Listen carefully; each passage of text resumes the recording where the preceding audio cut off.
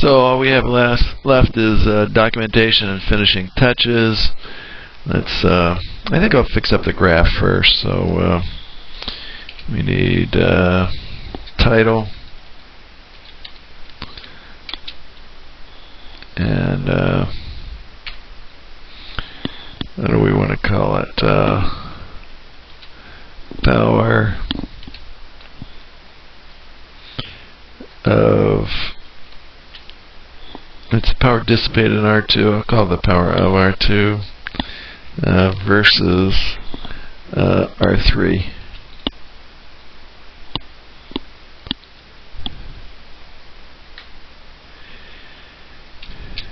And then X label.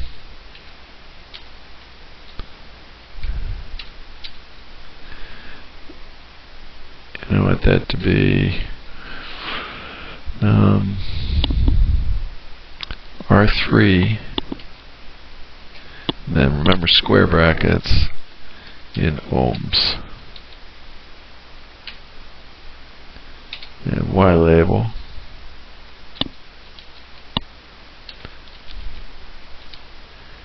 I gotta call it. I think I can.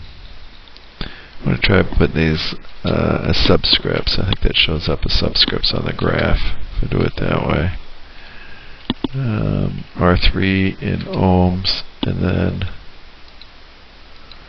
I need close quote, close parentheses, and then this is P sub 2 in watts. Choose to write it down, in which case the units are supposed to be lowercase. Alright, I'm going to save that, try running it.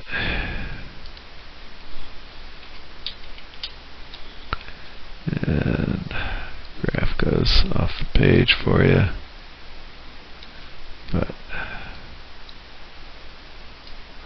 still looks the same. They did come out of subscript, so power of R2 versus, I think I should say resistance R3, because it looks like it could be read power of R2 versus R3. So I'll say resistance of R3. Then we got P sub 2 in watts and R sub 3 in ohms, so that looks cool. Let's just fix up that title versus resistance of. Okay, now let's see what this baby does for. You gotta put in the comment. You're supposed to start it out right here, the very first line. Say what it does. I'm going to start out function graph power, and then I'm going to pause the video recorder while I type in the rest of this, because that takes so long, and you don't really need to watch me typing. So here goes for the pause. So obviously you should be able to write this up on your own, use your own words, but here's what I came out with. Function graph power finds the power dissipated in resistor R2 for the case of a parallel combination of resistors R2 and R3 that is in series with resistor R1 and C to VMF V versus the value of R3 for, I think I'll put a comma there, for R3 equals 0 to 200 ohms. And I better remember to say by Jeffrey Schneck. Make sure you don't forget to put your name in there. You don't get credit for the documentation if you don't have that.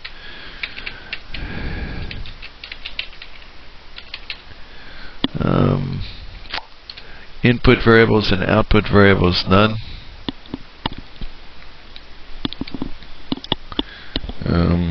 So let's make a statement to that effect.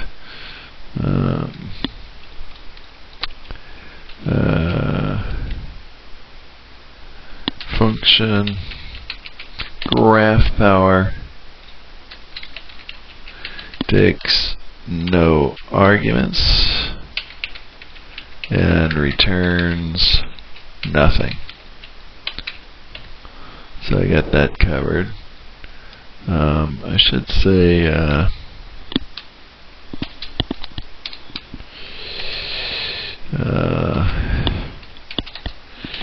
refer to the pencil non-paper solution for further information on the assignment statements. An assignment statement is some variable is equal to some expression. Here it's just equal to a number, very simple expression, but this is an assignment statement. So to see what they mean, or to see where they came from, one should look at the pencil and paper solution. There's no fancy programming going on here. We're just writing those equations. So remember that part where you're supposed to explain any parts that might not be obvious to the human reader. Well, these might not be obvious to the human reader if they don't look at the pencil and paper solution. But I was real careful to use variable names that were almost identical to what I used in the pencil and paper solution, even went so far as this is a little bit wasteful of computer memory to, I've got an array and then I just created another array that's identical to that one, but it helps the human reader, so I think it's a good idea rather than like combining a bunch of these equations, which one could do algebraically. I think this makes it easier to follow what's going on. Might make it easier to troubleshoot too, if one runs into problems while typing it up. I got to go with the attribution. Percent. I think I'll actually move that over. So let's get that over to there, and I'm going to go backspace, backspace. Oops. I think that puts me even with the word and then attribution. I used no outside resources in the writing this code. Alright, I think I better check the assignment sheet, make sure I got everything that's supposed to be there. They gave me a checklist, so I ought to check through that. So, pencil and paper must have an algebraic solution leading up to the algorithm, including the appropriate diagrams, and then for each function, an outline of the steps the program will execute. So I did both of those things. For the pencil and paper part, that should be good. As for the program part, reasonable attempt, I think I did that. Consists of one or more .m files. Indeed, it is a .m file. 1 point for a program that works properly. Do what it's supposed to do and print nothing to the command window. I'm not sure I ever checked to see if it prints anything to the command window. So, nope, it didn't. But we'll run it one more time.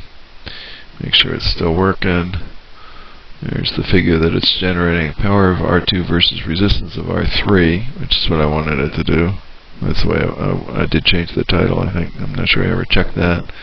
But yep. So it's creating the graph, and it's not printing anything extra to the screen, so that's good.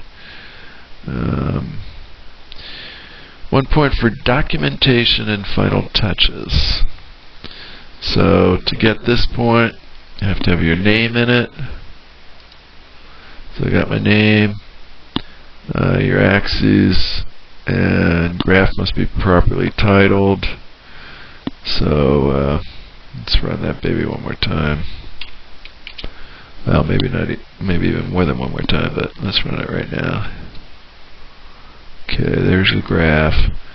Graph is titled, axis is titled, what I'm plotting, and the units. The other axis is titled, what I'm plotting, and the units. Okay, so I think I got that covered. The code must be documented for each function. This will include a comment stating what the function does. That really should be the very first comment. So the function line, and then the percent sign starting the description of it. So I got that. It said somewhere up there I had to put my name in it already. So yeah, it must have your name in every .m file. Got that. Next, and then if it takes argument, what each argument is. It's a good idea if it doesn't take argument, let the user know that it doesn't. and if it returns anything, what gets returned. This one returns nothing. You should really say that. For the case of a function that includes segments that are not self-explanatory, I covered that by referring the reader to the human reader to the pencil and paper part, because that's all I did was to use the equations in that. And, it's much easier to see that you can draw the circuit and draw the simpler versions of the circuit and direct the reader from one place to another so they can see where these equations came from, or in some cases just why they got written down. One might know where they came from. And then so I got that covered. And then you must provide attribution.